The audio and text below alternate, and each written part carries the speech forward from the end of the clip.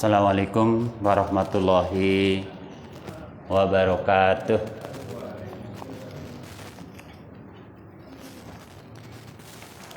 Alhamdulillah hamdan katsiran thayyiban mubarakan fih. Asyhadu an la ilaha illallah wahdahu la syarikalah. Asyhadu anna Muhammadan abduhu wa rasuluh. Allahumma salli ala Muhammad wa ala ali Muhammad kama sallaita ala Ibrahim wa ali Ibrahim wa barik ala Muhammad wa ali Muhammad kama barakta ala Ibrahim wa ali Ibrahim innaka Hamidum Majid. Allahumma ja'al fi qalbin nura wa fi lisani nura wa ja'al fi sam'i nura wa ja'al fi basari nura wa ja'al min khalfi nura wa min amami nura wa ja'al min fawqi nura wa min tahti nura. Allahumma tini nura. Hadirin jamaah salat maghrib di Masjid Darul Ihsan yang berbahagia.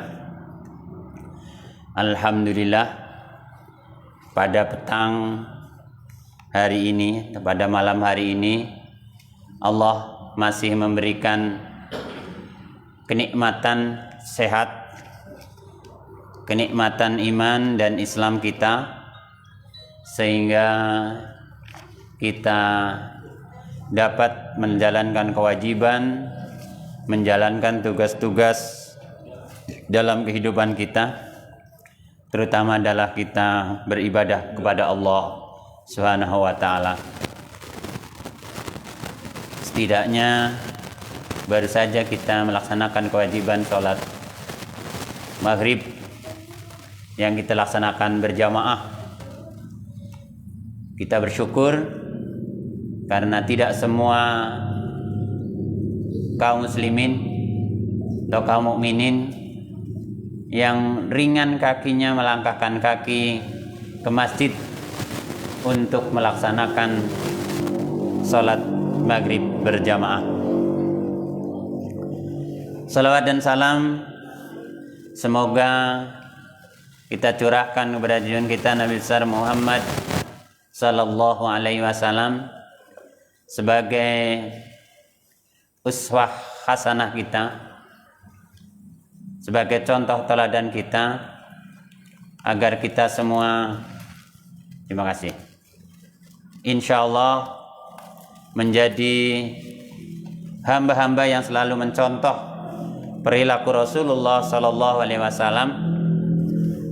Dan di hari-hari ini, kebetulan besok kalau di kalender gitu kan,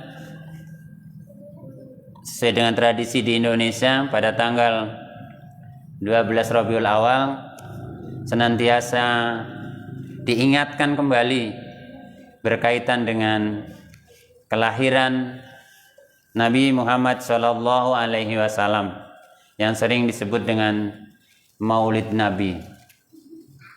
Dan di sebagian daerah ya, memang pelaksanaan Maulid Nabi dijalankan dengan lumayan besar ya.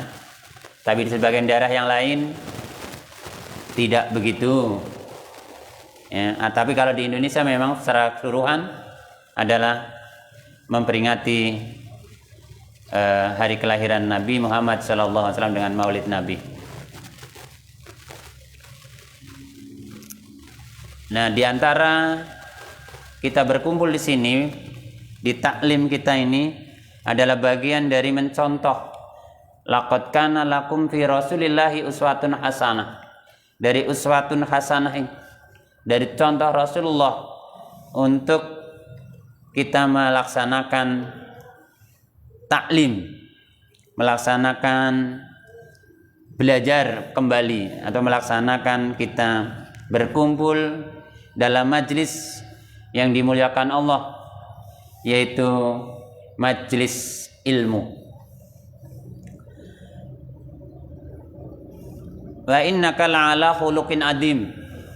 Sering kita dengar bahwa di dalam diri Rasulullah adalah contoh ya, yang terpuji, yang agung, sehingga kita semua tentu akan mencontohnya, berusaha semaksimal mungkin. Baik jamaah rahimakumullah, kita lanjutkan kajian kita atau pembahasan kita, belajar bersama kita berkaitan dengan misteri sholat subuh. Di mana misterinya? Kita akan membahas itu. Tujuannya adalah biar kita itu termotivasi sholat subuh, ya. Betapa pentingnya sholat subuh itu mengubah cara pandang, mengubah nanti pola pikir kita, kemudian mengubah diri kita dalam menjalankan kehidupan. Kalau kita tidak salah, pernah kita sampaikan di sini juga bahwa orang yang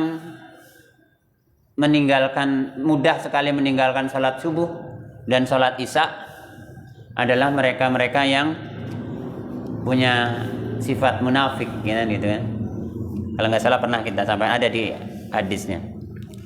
Jadi orang yang munafik itu mudah sekali berbohong. Makanya ayatul munafiki salasun. Ya, idza ahdasa kadzdzaba.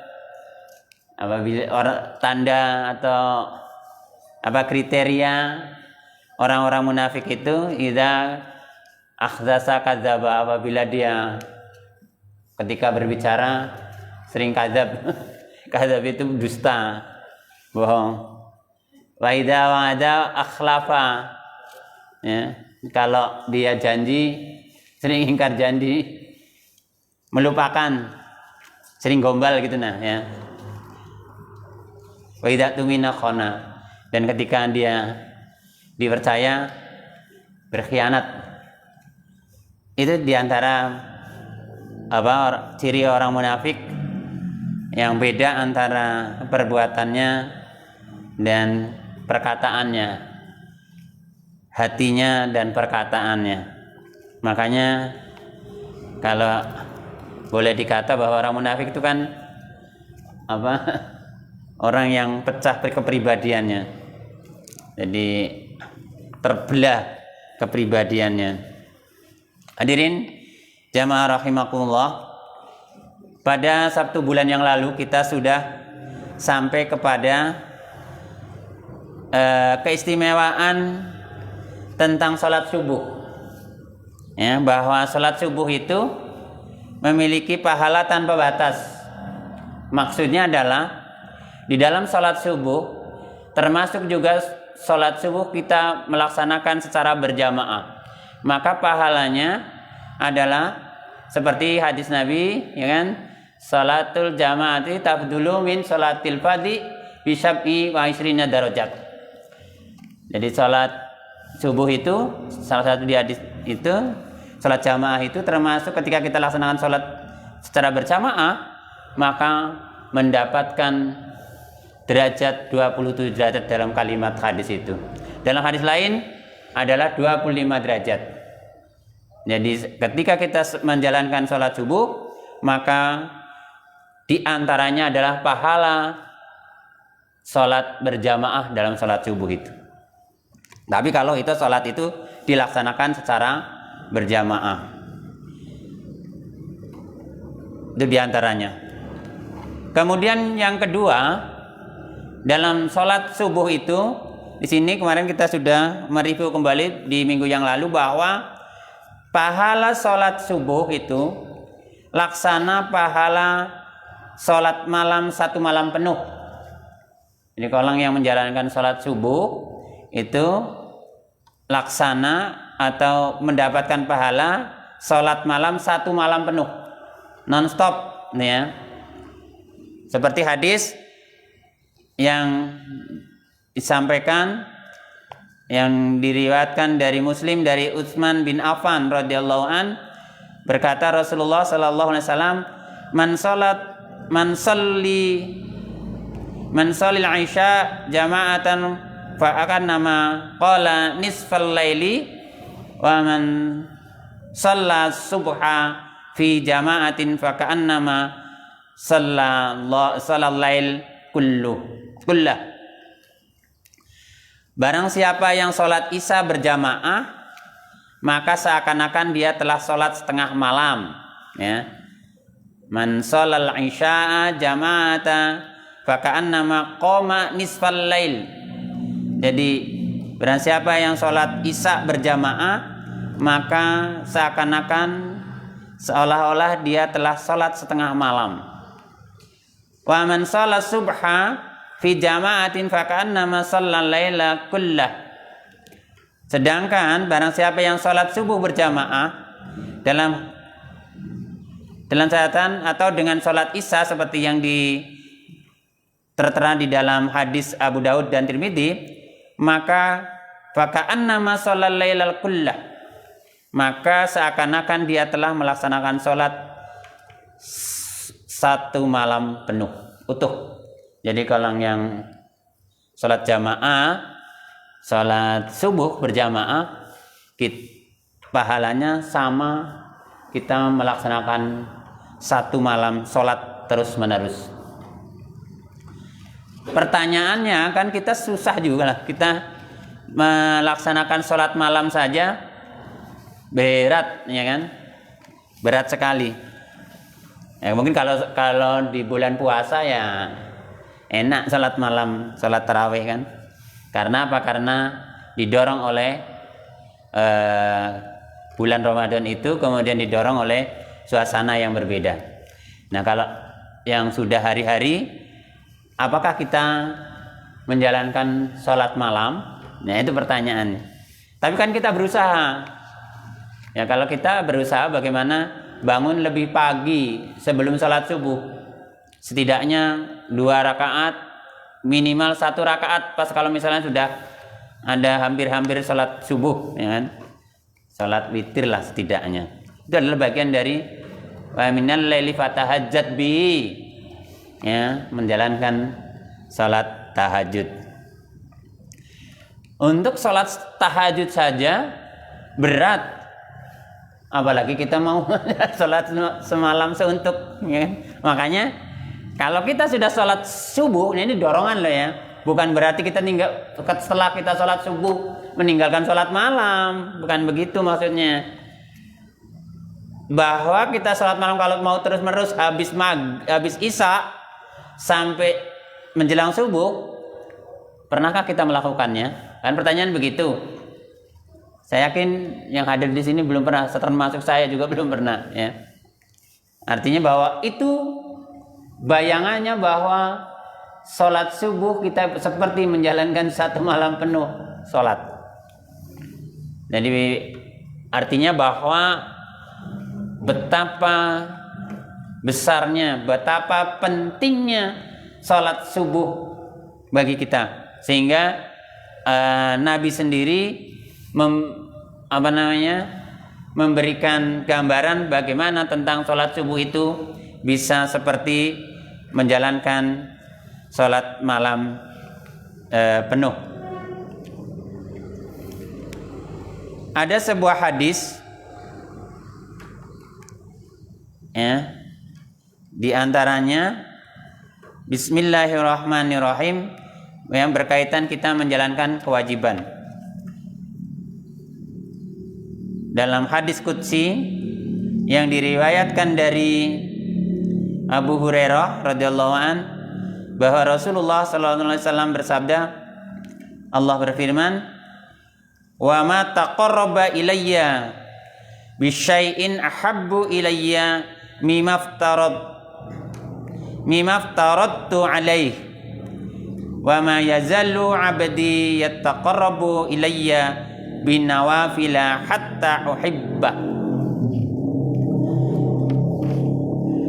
Tidak ada amal yang dikerjakan hambaku kata Allah, karena ini hadits qudsi.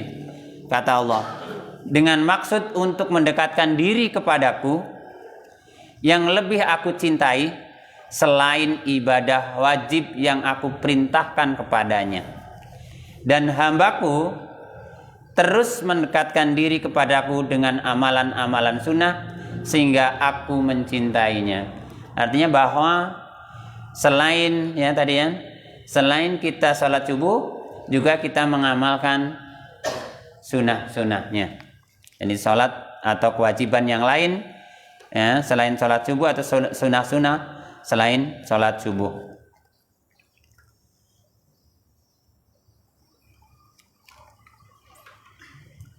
Coba kita renungkan di surat Al-Mu'min ayat 58, bahwa apa yang kita lakukan itu, amalan yang kita laksanakan seperti kita melakukan sholat subuh, akan dihitung oleh Allah Subhanahu wa taala atau akan mendapatkan pahala sesuai dengan amaliyahnya. A'udzubillahi minasyaitonir rajim. Wa ma yastawil a'ma wal basiru walladzina amanu wa amilus solihati walal musii'u qalilan ma tadakkarun. Dan tidaklah sama, di ayat ini menyampaikan Allah, dan tidaklah sama orang-orang yang buta. Istawil a'ma, tidaklah sama orang-orang yang buta, wal basiru, dengan orang-orang yang bisa melihat, dan tidak pula sama orang-orang yang beriman serta mengerjakan amal soleh dengan orang-orang yang durhaka. Sedikit sekali kalian mengambil pelajaran bahwa Islam itu, agama yang kita yakini, memang sudah tertata rapi apa yang harus dilakukan, atau sudah jelas bagaimana seharusnya manusia mengerjakan sesuatu, apa yang harus diprioritaskan, apakah kewajiban, ataukah sunnah-sunnahnya, ataukah yang lainnya. Ini bukan berarti bahwa seperti yang disampaikan di dalam hadis, saya bacakan artinya saja. Kalau sekiranya manusia mengetahui apa yang tersembunyi dalam adzan dan shaf pertama, maka mereka tidak akan mendapatkan bagian kecuali dengan jalan diundi di dalamnya. Niscaya mereka akan ikut serta di dalam undian. Banyaklah yang berbondong-bondong guna mendapatkan shaf yang pertama. Dan jika mereka mengetahui apa yang didapatkan dalam awal kedatangan sholat berjamaah, niscaya akan berlomba-lomba. Dan jika mereka mengetahui apa yang tersimpan di dalam sholat subuh dan sholat isya, maka mereka akan mendatanginya walau dengan merangkak. Hadis riwayat Al-Bukhari. Jadi ada sebagian orang yang mengatakan bahwa ini kaitannya dengan di Ramadan, Ada sebagian, kutipkan saya dari yang penulis. Ada sebagian orang yang mengatakan bahwa doa di dalam malam Ramadan, malam Qadar akan dikabulkan. Maka itulah sebabnya orang ketika bulan Ramadan di malam Qadar itu berbondong-bondong untuk berdoa agar doanya dikabulkan. Dan malam Qadar menurutnya adalah merupakan malam yang paling diutamakan. Memang betul di dalam Al-Quran begitu. Tapi ya, dalam memohon, ya, kita dalam memohon kepada Allah, semoga kita dapat meraihnya. Dan ini ya, berkaitan dengan kapan atau dikabulkan doa itu kita tidak tahu. Tetapi bahwa ya, doa yang kita panjatkan adalah Allah akan mengabulkannya, termasuk doa pada saat kita setelah sholat, termasuk juga doa setelah sholat subuh, seperti yang diingatkan oleh Allah, qala rabbukum ud'uni astajib lakum, dan Tuhanmu berfirman, ya, ud'uni astajib lakum, berdoalah kepadaku niscaya akan kukabulkan bagimu. Sebagaimana sering kita baca di dalam surat Al-Baqarah ayat 186, wa idza sa'alaka ibadi anni fa inni qarib ujibu da'watad da'i idza da'an falyastajibu li wal yu'minu bi la'allahum yarsyudun. Dan apabila hamba-hambaku bertanya kepadamu tentang aku, maka jawablah bahwasanya aku adalah dekat, fa inni qarib, dan aku akan mengabulkan permohonan orang-orang yang berdoa apabila ia berdoa ya kepadaku. Jadi berdoa adalah kewajiban kita, hanyalah kita berdoa kepada Allah. Nah, niscaya Allah lah yang akan mengabulkan. Kapan, di mana, di akhir hidup kita atau di pertengahan hidup kita tidak tahu. Nah, yang penting adalah bagaimana kita dekat kepada Allah Subhanahu wa taala dengan doa-doanya. Sebagaimana sebuah hadis Rasulullah yang diriwayatkan dari Abu Hurairah, yanzilu rabbana tabaraka wa ta'ala kullal lailatin ila sama'id dunya hina yabqa thuluthul lailil akhiru yaqulu man yad'uni fastajib lah, man yas'aluni fa'u'tiha, man yastaghfiruni faghfirullah. Allah akan turun ke langit bumi pada setiap malam. Ketika malam tinggal sepertiga yang terakhir. Nah, saya ulang dulu. Allah akan turun ke langit bumi pada setiap malam ketika malam tinggal sepertiga yang akhir. Makanya sholat tahajud, sholat malam itu ya utamanya adalah sepertiga malam akhir. Dia berkata, mana hambaku yang berdoa? Ya. Mana hambaku yang berdoa untuk aku kabulkan doanya? Mana hambaku yang meminta kepadaku untuk aku penuhi permintaannya? Dan mana hambaku yang beristighfar untuk aku ampuni dosa-dosanya? Hadis riwayat Bukhari dan Muslim. Jadi Allah turun ke langit bumi menyuruh kita supaya kita berdoa kepadanya agar dia mengabulkan apa yang kita doakan. Ya Allah, betapa banyak kasih sayang-Mu, alangkah mulianya Engkau, betapa agungnya dirimu, alangkah dekatnya Engkau. Demikian ini terjadi setiap malam. Kata penulis begitu. Jadi, subhanallah, maha suci Allah. Nah, kalau kita kemudian melaksanakan sholat subuh, setelah itu ya, maka kita akan lebih dekat kepada Allah SWT, dan insya Allah Allah akan mendengarkan doa-doa kita.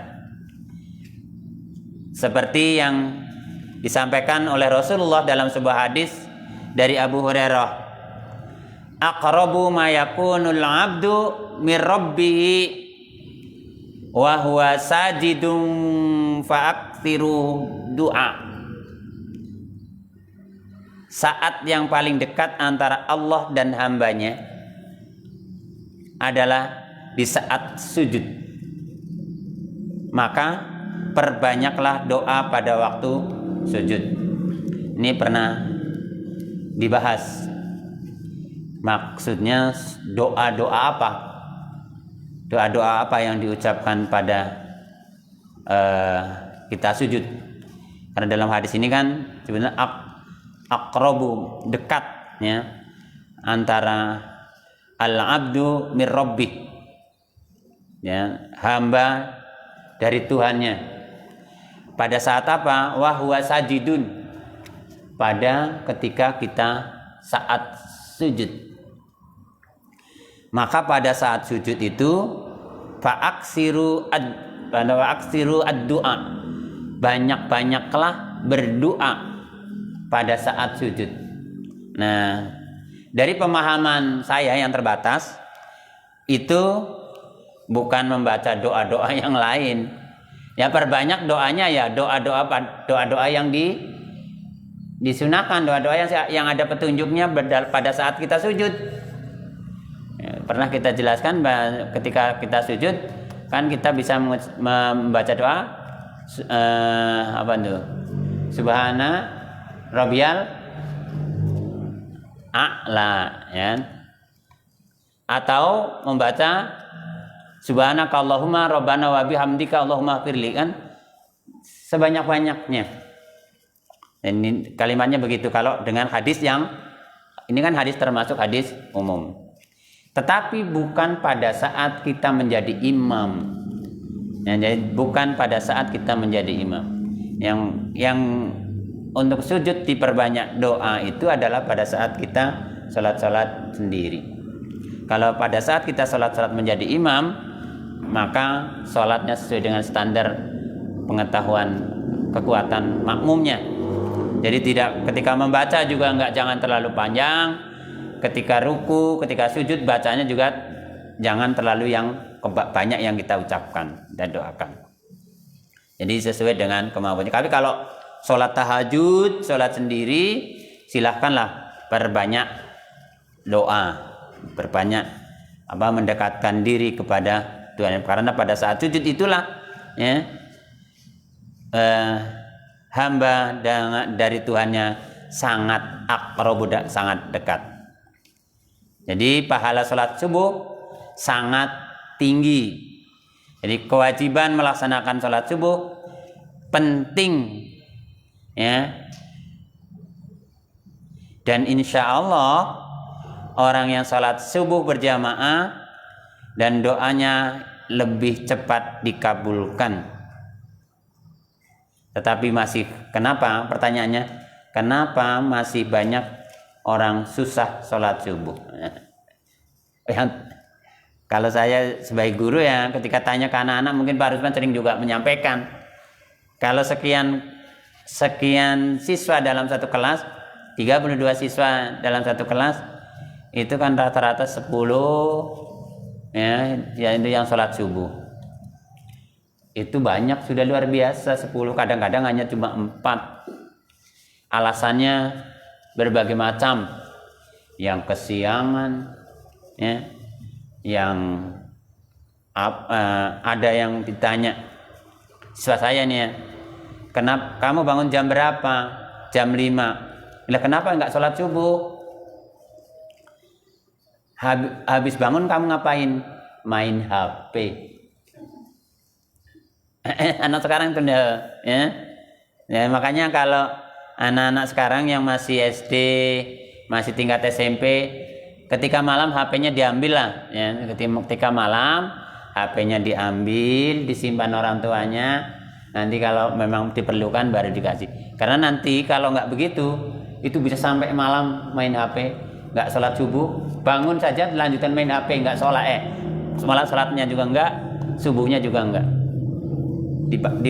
kena apa namanya, terhipnotis dengan HP itu. Ya. Makanya kita sebagai orang tua ya harus hati-hati. Ya. Bukan hanya satu loh ya. Jadi kita tanya satu persatu, banyak yang begitu. Ya. Yang begitu. Jadi ternyata sudah bangun jam 5 kan nggak sholat subuh, tapi bukan membantu orang tua, tetapi hanya main HP. Kalau masih membantu orang tua meskipun salah, tapi kan ada nilainya. Kalau itu kan tidak ada nilainya, kesenangan pribadi. Baik, itu yang pertama. Jadi sholat subuh tadi ya, keistimewaannya adalah sebagaimana seperti kita melaksanakan sholat satu malam penuh. Jadi mudah-mudahan setelah kita tahu ya bagaimana keistimewaannya sholat subuh, maka kita bangun subuh, bangun sebelum subuh, kalau bisa kita sholat tahajud terlebih dahulu, disambung nanti kemudian melaksanakan sholat subuh secara berjamaah ke masjid. Itu yang pertama. Yang kedua, sholat subuh nanti akan menjadi pahala sholat subuh itu menjadi sumber cahaya di hari kiamat. Tadi itu saya teringat tadi saya mengajar di kelas 8. Jadi sebelum selesai ada anak yang tunjuk jari ya, sekitar nanti bertanya ya 20 menit sebelum selesai. Nah pertanyaannya ketika saya masuk, udah Pak saya nanti mau tanya ya, sebagai guru rasa senang kan kalau ada siswa yang memang ada hal yang mau ditanyakan. Nah pertanyaannya luar biasa karena SMP sangat berat. Apakah dia karena membaca atau karena dia cuma mengikuti orang lain? Pertanyaannya, Pak, nanti di surga, jadi kalimat, Pak, nanti di surga berapa lama kita di surga? Dalam sekali pertanyaannya. Dalam. Berapa lama kita di surga? Nah kira-kira berapa lama? Kita harus menyesuaikan dua jawaban untuk anak-anak. Jangan terlalu tinggi nanti nggak paham. Jadi berapa lama? Kita kembali. Kira-kira berapa lama coba? Nggak tahu Pak, makanya saya tanyakan. Ya, kamu hafal surat Al-Bayyinah? Enggak Pak. Nah coba kalau surat Al-Bayyinah ayat 6 seperti apa itu? Ya kan? Jadi kan jazaa'uhum inda rabbihim kan jannatun tajri min jannatun adnin ya tajri min tahtihal anhar khalidina fiha abada. Saya kutip itunya khalidina ya kan, jadi kekal khalidina abada, selama-lamanya di surga itu loh. Itu gambarannya di jannatun adn, di surga Aden. Ya, surga itu di Al-Qur'an ada surga Aden, ada surga Firdaus ya, sering dibaca Pak Rusman itu surga Firdaus. Nanti ada juga surga Jannatun Naim ya. Itu juga dibaca. Nah, ternyata setelah ada anak yang bertanya begitu, banyak sekali kemudian pertanyaan-pertanyaan. Itulah sebenarnya bangga ya kepada guru ada yang bertanya itu. Karena apa? Mereka berarti membaca. Nah, ini kaitannya dengan sholat subuh. Ternyata sholat subuh itu nanti akan memberikan sumber cahaya di hari kiamat. Ya, kalau kita kan berdoa mudah-mudahan kita tidak sampai kepada hari kiamat kan. Nah, seperti ayat yang sering dibaca oleh imam, idza syamsu kuwirat wa idzan nujumu kadarat. Apabila matahari digulung, itu tandanya kiamat loh ya. Nanti kalau matahari sudah digulung kayak apa matahari digulung. Dan wa idzan nujumu kadarat, dan apabila bintang-bintang berjatuhan, itu gambaran hari kiamat itu ya. Jadi gambaran hari kiamat itu apabila idza syamsu kuwirat, apabila matahari digulung. Nah kita nggak bisa membayangkan lah ya kayak apa. Nah idzan nujumu kadarat, dan bintang-bintang itu berjatuhan. Artinya kayak pengeboman ya, matahari tidak berfungsi sesuai dengan fungsinya. Kemudian bintang-bintang kan, ya, bintang-bintang banyak yang kelip gitu aja. Bahwa tata surya kita kan bintang-bintang itu. Jadi kalau bintang-bintang itu sudah berjatuhan ke bumi, sudah tidak di porosnya lagi, ya itulah akan terjadilah kiamat. Maka manusia dibangkitkan dalam keadaan yang gelap gulita. Saya bacakan aja anunya. Nah, gelap yang terlipat ganda. Saat itu manusia sangat membutuhkan cahaya supaya bisa meraba jalannya, agar bisa melewati kumpulan orang-orang yang begitu banyak jumlahnya tatkala melalui sirat, ya, yang kita pahami kan dalam pemahaman akidah kita, akan melewati sirat di akhirat. Cahaya yang sangat dibutuhkan pada saat itu ketika kita akan melewati siratal mustaqimnya. Biasa kita mendengar begitu. Dan sirat ini gambarannya adalah mengerikan kondisinya. Tidak akan ada yang bisa melewati kecuali orang-orang yang Allah kehendaki. Itu gambaran dari kiamatnya. Oleh karena itu ada hadis yang diriwayatkan oleh Abu Hurairah bahwa Rasulullah SAW menggambarkan keadaan manusia pada saat melewati sirat itu. Nah, gambarannya seperti ini, ya, yang dikutip. Yang pertama kali lewat di antara kalian bagaikan kilat. Kemudian Abu Hurairah bertanya, apa maksud yang berjalan seperti kilat itu? Kemudian beliau menjawab, tahukah kalian bagaimana kilat pergi dan datang dalam sekejap mata? Jadi nanti ada orang lewat sirat itu kilat cahaya, secepat cahaya.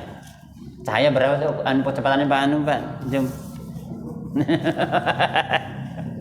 Kecepatan cahaya itu kan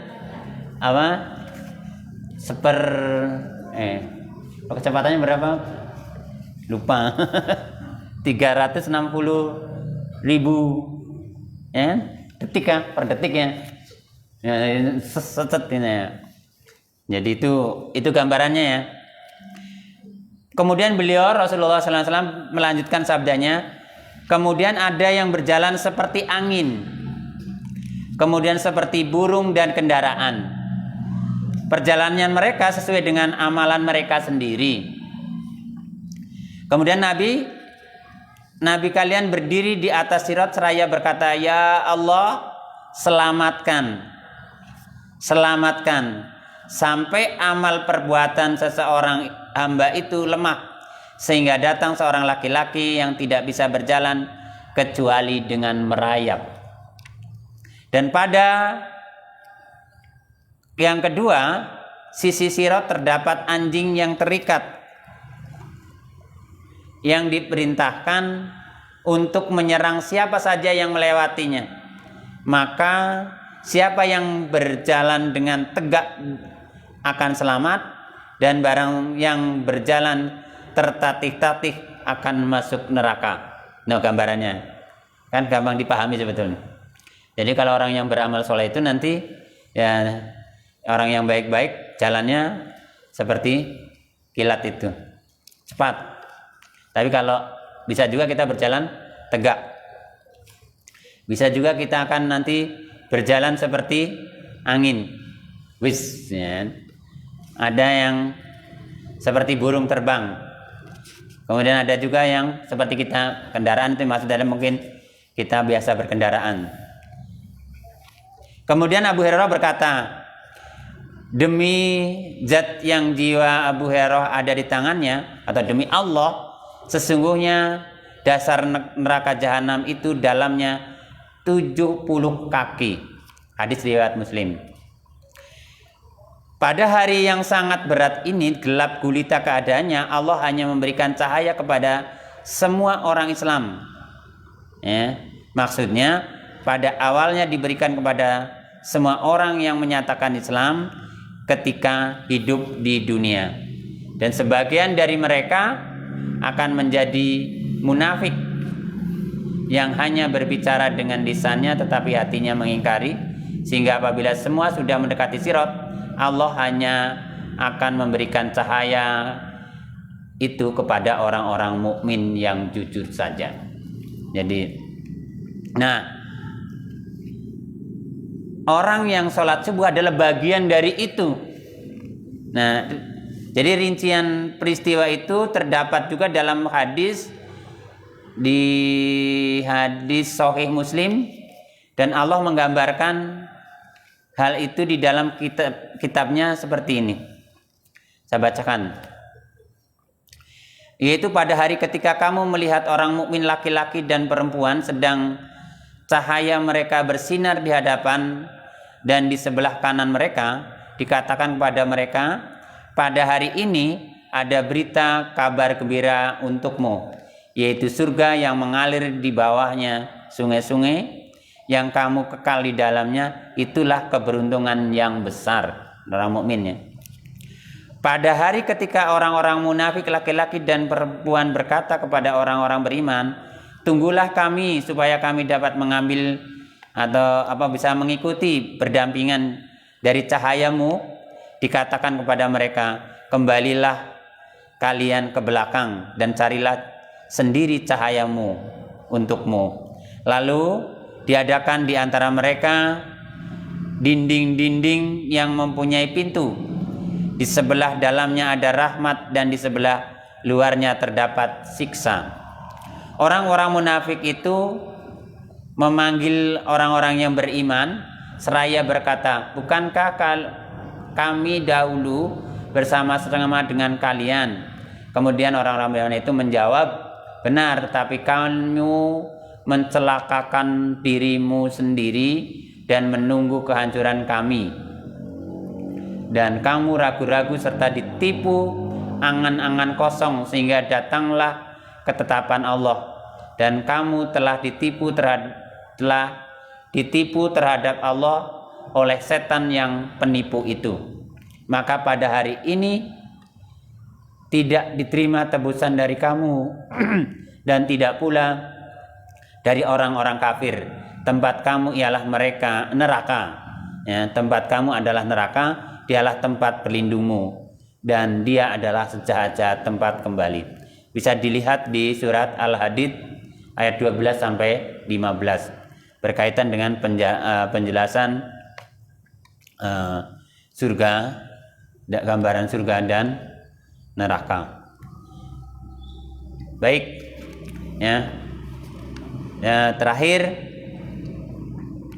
sudah menjelang sholat isya, ada sebuah hadis dengan sanad sahih dari Buraidah al-Islami radhiyallahu anhu. Ia berkata bahwa Rasulullah bersabda, Basyiril mubasyirina fi dzulmi ilal masajid binurit tami yaumal qiyamah.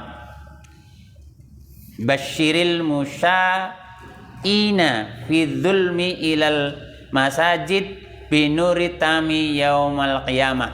Berikanlah kabar gembira, nih Bapak Ibu jamaah, berilah kabar gembira kepada orang-orang yang banyak berjalan dalam kegelapan menuju masjid dengan cahaya yang sangat terang pada hari kiamat.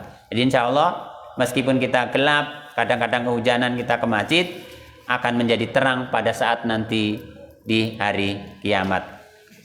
Mudah-mudahan ada manfaatnya. Nanti kita sambung lagi bulan depan, ya, masih kita membahas keistimewaan atau misteri dari sholat subuh. Kurang lebihnya mohon maaf. Nun wal qalami wa masturun. Wassalamualaikum warahmatullahi wabarakatuh.